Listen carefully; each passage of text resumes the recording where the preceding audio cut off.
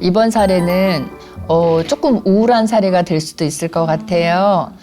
이웃 주민이 상담을 해 주셨는데 이 이웃 주민이신 아주머니는 동네에서 슈퍼마켓도 운영하시고 떡볶이 같은 거 파는 분식도 같이 운영하시는 분이에요. 근데 이분이 그 지역에서 오랫동안 이 장사를 해오셨대요. 그러면 그런 거 있잖아요. 동네에서 크지 않은 그 장사를 하는데 오래 했다 그러면 거기는 그냥 사랑방이에요. 그 지역 주민들이 거기를 다 다니는 거죠. 우리 대형마트가 많아져서 대형마트 가면 싸. 아니면 인터넷으로 주문하면 더 싸. 이렇게 해도 지역 주민들은요. 그 약간의 뭐라 그래야 돼요? 의리가 있어서 거기 가서 꼭 팔아주거든요. 그러면 그냥 팔아주는 게 아니라 가면서 이런저런 동네의 소식이 거기에서 다 공유가 되는 공간이에요. 근데 이제 이 분이 거기서 오랫동안 장사를 하시면서 이렇게 보니까 할머니 한 분이 그 지역에서 오래 사신 할머니인데 이 할머니가 가끔씩 그 집에 오셔서 떡볶이랑 이런 걸 드시고 가신대요. 근데 이제 이 슈퍼에는 어떤 느낌이 있냐면 동네에서 주민들의 불편함이라든가 부탁을 다 들어주는 분위기. 그러니까는 뭐 우리 어머님 지금 연락이 안 돼서 그러는데 한번 올라가 봐 주시겠어요? 하면 이분이 또 갔다 오시고. 그러니까 자녀들도 명절이 되든 어느 때든 오면 이 슈퍼마켓에서 뭔가를 사가고 하면서 그게 아까 얘기한 대로 더 싼 데가 있지만 이 슈퍼마켓을 이용해 주는 이유는 우리 어머님에 대한 안부도 가끔 여쭙겠습니다. 이런 의미도 담겨 있잖아요. 그리고 아이들, 꼬마애들, 초등학교 애들이 학교 갈 때는 이 부모님들이 꼭 떡볶이 아줌마한테 꼭 인사 꾸벅하고 가 이렇게 시킨대요. 왜냐하면 그게 아이들 안전을 확인하는 길인 거예요. 그러니까 이분은 거기서 장사하면 초등학교 앞이니까 아이들을 안 볼 수가 없잖아요. 근데 이제 가면서 인사를 꾸벅했어요. 근데 나오는 게 없어, 애가. 끝나고. 그러면 이상하다 생각하는 거예요. 그러니까 이제 아이들의 안전도 이분이 다 지켜주고. 만약에 멀리 사는 자녀가 택배를 보냈어요? 그러면 이분이 맡아놨다가 그리고 또 할머니한테 전달도 해주고. 제가 볼 때는 정말 다 해결해주는 반장님 같은 역할이신 것 같아요. 그렇게 이제 하고는 있는데 이 동네에는 이분 말씀에 의하면 우리 동네에 예쁜 할머니가 계세요. 그래요. 예쁘대요. 정말 예쁘게 생기셨고 가끔씩 나와서 산책하시는 길에 여기 오셔서 분식을 드시고 간대요. 근데 얼마나 예쁘면 예쁘세요? 그랬더니 할머니가요. 진짜 예쁘게도 생겼고요. 예쁜 모자도 쓰시고요. 크로스백을 매시고 그리고 치마 입으시고 그리고 산책을 나오셔서 말도 이쁘게 하신대요. 그래서 이제 떡볶이 드시는데 너무너무 맛있게 드신대요. 그러니까 이분 입장에서는 내가 만든 거를 맛있게 드셔주시니까 너무 좋으니까 어묵도 좀 해드리고 국물도 챙겨드리고 근데 워낙에 이렇게 동네 사람들한테 베푸는 분이잖아요. 그래서 이제 극진히 잘 해준대요. 근데 얼마 전에는 할머니가 여기 멍도 좀 들은 것 같고 뭔가 좀 몸에 이렇게 좀 아파 보이는 느낌이 드시더래요. 그래서 할머니 왜 이렇게 멍이 드셨어요? 여기저기 한 군데가 아니고 그랬더니 계단에서 넘어졌어요. 그러더래요. 근데 이 할머니가 원래 조금 이렇게 예쁜 할머니인데 모자 쓰고 하늘하늘 치마 입었는데 약간 마르신 할머니들. 그 느낌이어서 약간 마르는데 약간 조금 비틀비틀 거리시는 분이었대요. 그러니까 이 분 생각에는 원래 비틀비틀 거리시니까 잘 넘어지시겠구나. 그러니까 할머니가 계단에서 넘어져서 멍들었다고 하니까 그냥 믿었던 거죠. 근데 얼마간 지난 후에 또 그렇게 하고 나온 거예요. 그래서 이분이 처음에는 그렇다고 할머니 말을 믿었지만 조금 영 이상한 느낌이 든다라고 생각을 했대요. 그랬더니 할머니는 또 이번에도 계단에서 넘어졌다고. 그래서 이상한 의심은 들지만 뭐 이렇게 물증이 없으니까. 그래서 이제 할머니 원하시는 또 이제 떡볶이랑 이거를 드리고 드시는 거를 이렇게 더 챙겨드리고 튀김도 챙겨드렸는데 할머니가 요즘 최근으로 오면서는 드시는 모습이 그냥 맛있게 드시는 개념이 아니라 허겁지겁. 그러니까 뭔가 조금 굶으신 분이 막 급하게 허기 채우려고 드시는 그런 느낌이 들더래요. 그래서 어떻게 해야 될까라고 고민을 했는데 이분이 알고 있는 그 집은 며느리랑 아들이랑 손주랑 이 할머니랑 같이 살고 있다는 건 알아요. 근데 이분이 친한 거는 왜냐하면 할머니가 떡볶이 드시러 오셔서 이런저런 얘기해서 이제 가족 구성을 알았던 거지 며느리나 아들이나 손주는 여기 와서 떡볶이를 먹거나 하진 않았으니까 그냥 이렇게 지나가는 것만 잠시 보셨겠죠. 그래서 이제 이분이 이상하다라고 생각을 해서 뭔가 좀 도움이 필요할 것 같다 해서 저희한테 상담을 하셨어요. 그래서 이제 저희가 알아보고 했더니 아까 말씀드린 대로가 맞아요. 가족 구성은. 맞는데 집이 굉장히 좀 협소한 좁은 집이었고 할머니 방이 단독으로 마련되지는 않았고요. 저희가 한번 방문해서 상담을 해봤더니 아들하고 며느리는 약간의 정신장애가 있으세요. 그래서 주민센터에 가서 이분들에 대해서 이제 저희 상황 설명하고 저희가 어떤 사람이다라고 말씀드리고 부탁 요청을 드려보니까 그 아들하고 며느리가 장애인 관련되는 기관 쪽에서 도움을 받고 계신데요. 그러니까 이제 장애가 있으셔서 정신적인 장애가 있어서 이분들도 어느 의미에서는 보호가 필요한 분들인 거예요. 그러니까 제가 그 얘기를 들으면서 그러면 이분들은 실제로 우리가 한 발 떨어져서 생각해 보면 노인을 부양할 수 있는 능력이나 기능이 안 되는 분들인데 어떻게 이렇게 계속 살았을까라는 생각을 했어요. 그리고 손주가 있는데 손주는 좀 심각하더라고요. 게임 중독에다가 알코올 중독까지 있었어요. 그러니까 할머니를 이 손주가 돌본다. 손주는 정신장애는 없어요. 손주가 이제 그냥 보통의 청년인데 손주가 할머니를 돌보는 건 못하고 있더라고요. 본인 쪽에 너무 심취해서. 그래서 이 아들 며느리는 기능이 안 되셔서 건강 상태가 안 되셔서 돌보지 못하고 손주는 또 다른 거에 빠져 있어서 안 되고 그렇다면 이 할머니는 어려운 상황이다. 근데 어려운 상황인데도 어떻게 사셨을까 했더니 할머니가 내가 이런 상황이어도 이렇게 좀 내가 아들 며느리가 좀 정신적으로 건강하지 않으니까 내가 얘들을 좀 책임져야 되겠다 이런 생각을 좀 가지신 것 같아요. 그랬는데 이제는 시간이 지나면서 이 아들 며느리가 할머니를 폭행을 했던 거죠. 그래서 이제 멍이 들었던 거예요. 그래서 일단은 그냥 정신장애가 없는 분들이면 저희가 기본 상담, 일반 상담을 통해서 이분들을 설득한다든가 좀 이렇게 교정한다든가 할 수가 있는데 이분들은 일반적인 상담으로는 좀 어려운 분들이거든요. 그래서 제일 먼저 했던 게 할머니를 일단 좀 분리시키는 게 필요하겠다. 이 집에서 그대로 계속 사시게 했다가는 할머니가 학대를 계속 받을 수 있겠다라는 생각에 할머니 일시보호소로 일단은 넘겼어요. 일시보호소라는 게 뭐냐면 학대 노인 일시보호의 개념으로 쉼터가 있어요. 학대 피해 노인 쉼터라는 데가 있어서 학대를 받으신 어르신들이 계속 있으면 학대 받을 것 같으니까 일단은 나오시게 구출을 해서 쉼터에서 머물 수 있도록 해드리는 거예요. 저희가 이제 뭐 이렇게 연장도 하고 재계약도 하고 뭐 여러 가지를 하면 몇 개월 정도는 계실 수 있어요. 근데 이제 문제는 몇 개월 후가 문제인 거죠. 몇 개월 지나면 다시 들어가셔야 돼요, 그 집으로. 그래서 저는 지금은 일시보호 시설로 이렇게 분리를 해놨지만 몇 개월 뒤에 할머니가 여기서 종료가 돼서 나오셔야 되면 그때는 댁으로 모시는 것보다는 저는 시설로 가시는 게 낫겠다라는 생각을 해요. 근데 지금은 그게 안 되어 있지만 아들과 며느리가 정신장애 이게 이제 급수도 있을 거 아니에요. 그런 거를 제가 조금 더 복지기관이라든가 장애인 쪽 기관이나 주민센터 쪽 사회복지사하고 의논을 한다면 할머니가 지금 비용적인 부분도 많이 걱정을 하세요. 요양시설 들어가시는 거에 대해서. 그리고 비용 걱정하시고 얘들을 내가 책임지고 돌봐야 되는데 내가 가면 어떻게 해 이것도 걱정이 되시는데 두 번째 이유 부분에 대해서는 제가 할머니를 충분히 설득해 드릴 수가 있어요.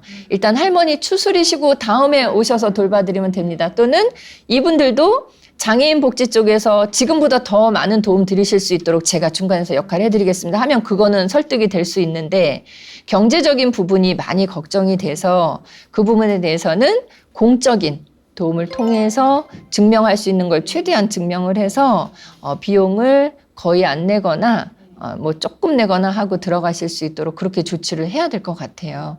그리고 이 아들 며느리도 문제지만 손주에 대해서는 나이가 좀 애매해요. 20대 초반인데 우리나라 법에 따르면 어느 법에서는 청소년법이 적용이 되고요. 어느 법에서는 또 성인이 되고 이렇거든요. 지금 대학교에서 학생들하고 제가 수업을 하면서 그 이제 사회보장론 뭐 이런 거 공부를 할 때 그 얘기를 해요. 그러면 아이들도 헷갈려 해요. 왜냐하면 대학교 1학년생들은 19살, 20살 이렇잖아요. 그러니까 이렇게 교수님 저희는 그럼 청소년이에요? 성인이에요? 그러면 둘 다 된다 이렇게 얘기를 하는데 에이 근데 어른들은 본인들 편할 때는 우리 보고 어리다고 얘기를 하고 또 어떨 때는 다 컸는데 왜 그것도 못하냐고 그러고 그런다고 얘기를 하는데 그런 얘기 들을 때 저도 할 말이 없더라고요. 그러면서 또 어떤 한 학생이 웃으면서 이렇게 얘기해요. 그거는 진짜 어떻게 할 수가 없어. 교수님 저희 저기 청소년이라고 어디 가면 많이들 얘기를 하는데요. 근데 우리 저기 지하철이나 버스 탈 때 성인 요금 내요. 우리 청소년 요금 못 내요. 이렇게 얘기하는데 한참 웃었거든요.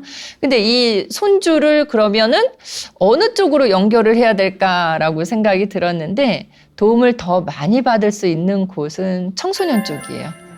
그래서 둘 다 어떤 게 둘 다 적용이 된다면 이 대상자에게 좀 더 도움이 더 갈 수 있는 쪽으로 연결해 드리는 게 좋을 것 같아서 청소년 복지기관하고 연결을 해서 일단 알코올 중독 부분도 그거 좀 해소할 수 있도록 도움 드리고요. 게임 중독이나 인터넷 중독은 청소년의 문제 중에서 거의 대표적인 문제잖아요. 근데 그거 관리하는 프로그램들이 있더라고요. 그래서 그 프로그램 쪽으로 저희가 또 안내를 해드렸고, 자, 이 아들과 며느리 분들은 물론 정신적인 장애가 있다고는 하지만, 그래서 이분들도 어떤 측면에서는 돌봄이나 보호가 필요한 분들이라고 얘기는 했지만, 그렇다 해도 여하한 이유여도 부모님을 학대하거나 신체적으로 구타하는 건 이거는 안 되는 일이거든요. 그래서 얼만큼을 이해하실지는 모르겠지만 저희가 시간을 잡아서 이분들에게 가족 상담이나 가족 교육의 필요성을 말씀을 드렸어요. 그렇게 해서 어느 정도 노인 학대, 또 노인에 대한 이해, 이 부분에 대한 교육을 해드리고자 하는 계획을 갖고 있습니다. 그러면 부모님을 대하는 태도나 자세가 조금은 기존보다 달라질 수 있지 않을까 하는 그런 생각도 가져봤고요. 이댁도 찾아보니까 우리 이렇게 보면 이 가족이 다인 것 같잖아요. 근데 이제 관공서 주민센터 쪽을 해서 막 알아보니까 따님이 있어요. 예. 근데 모르겠어요. 우리 사회에서 사회적 지원이나 자원에 대해서 많이 모르는 분들이 정말 상담을 해보면 많다는 생각을 해요. 이 따님 또한 어떤 별다른 도움을 줄 수 있다는 생각 못하고 또 이렇게 막 할머니가 뭐 어디가 많이 아파서 병원에 입원했다든가 사망하셨다든가 이런 일이 아니고 그냥 그 집안에서 계속 살고 계시잖아요. 그럼 밖에 떨어져 사는 다른 자녀들은 그냥 우리 어머님이 잘 지내시는 줄 알아요. 그러니까 이 따님도 그렇게 생각했던 거예요. 근데 이런 일이 벌어졌다는 건 몰라요. 왜냐하면 이런 학대가 생긴 게 이 할머니가 그 분식점에 다니는 게 하루 이틀이 아닌데 근래에 생긴 일들이잖아요. 그러니까 예전부터 있었던 일은 아니에요. 그러니까 어찌 보면 이 떡볶이 집 아주머니 사장님이 저희한테 이 상담 내지는 신고를 참 잘해 주신 게 학대 문제로만 딱 치면 초반부예요. 그래서 굉장히 고마운 거죠. 원래 학대에 대해서 보편적인 통계치로만 말씀을 드리면 대부분의 학대 사례는요, 이 보호자, 부양가족이 노인하고 같이 사느냐, 따로 사느냐에 따라서 학대 유형이 다르게 나타나요. 부양가족이 노인하고 같이 산다 하면은 주로 신체적 학대, 심리적 학대가 일어나고요. 따로 살 때는 방임이나 유기가 많이 나타나요. 그리고 이 부양자가 남성이냐, 여성이냐, 이 성별에 따라서도 유형이 달라요. 부양가족이 남성일 때는 신체적 학대가 많고요. 여성일 때는 방임이 많고 이렇거든요. 근데 이 대개 지금 학대는 어떤 유형이냐라고 물어보시면 일단은 노인에게 의식주 및 의료라는 기본적인 게 제공이 안 되기 때문에 방임이 들어가요. 그리고 식사, 일상생활이라고 표현하는데요. 일상생활 안에는 식사도 포함되잖아요. 이런 거를 다른 가족원들하고 이 노인을 함께 하게 하지 않는다. 요거는 정서적 학대에 들어가요. 그러니까 이 댁은 정서적 학대랑 방임 학대가 지금 두 개가 포함되어 있는데 학대 행위자라고 얘기하는 이 아들과 며느리를 좀 강하게 어떻게 할 수 없는 이유가 이분들 또한 장애를 갖고 있기 때문이라는 그 이유뿐인 거죠. 그래서 어쨌든 학대가 벌어지고 있다는 사실에 입각해서 어르신은 시설로 일시보호 쉼터로 모셨고 이분들에 대해서는 교육이 제공될 예정이고 장애인 복지기관하고 제가 협력을 하고 있고 주민센터에서도 조금 더 관심을 갖고 봐주시도록 했고 그 다음에 손주 부분에 대해서는 손주 부분에 대해서는 아직까지도 복지 쪽의 도움이 닿지 않았었거든요. 그래서 청소년 복지기관하고 연계를 해서 도움이 주어질 수 있도록. 그러니까 이 가족의 사례를 보면요. 이렇게 돼요. 저희가 어느 상담을 하면 그분의 문제만 하나만 이렇게 온전히 해결해 드리면 됐는데 이 가족은 문제가 하나 딱 접수가 됐는데 가서 안을 보니까 문제가 3개가 있었던 거죠. 할머니의 문제, 아들, 며느리 이 장애를 갖고 있는 분들의 문제, 또 청소년의 문제 이렇게 3개가 크게, 물론 더 있을 수 있지만 크게는 3개였던 거죠. 그래서 솔루션은 어떻게 했냐면 각각 따로 솔루션. 그러니까 이 병원 의료적인 걸로 치면 각각 치료를 하는 거죠.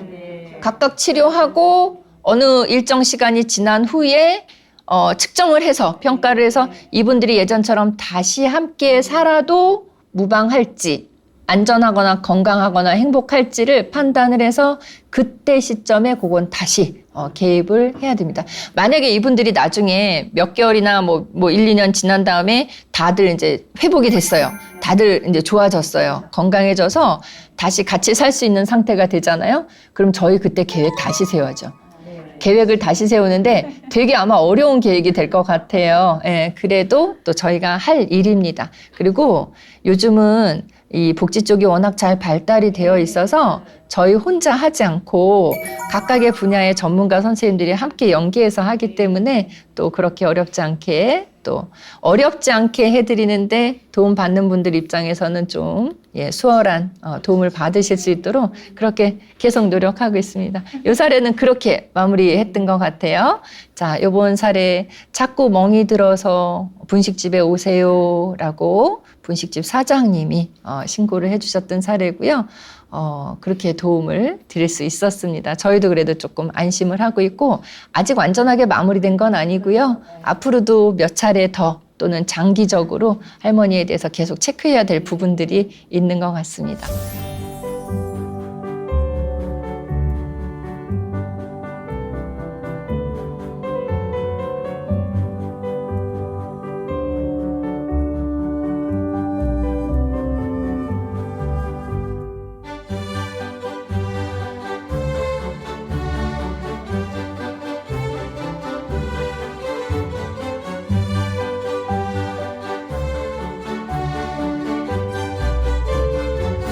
자, 이렇게 두 번째 사례도 각각의 노인, 또 자녀, 손주까지 각각의 솔루션을 통해서 마무리를 지었습니다.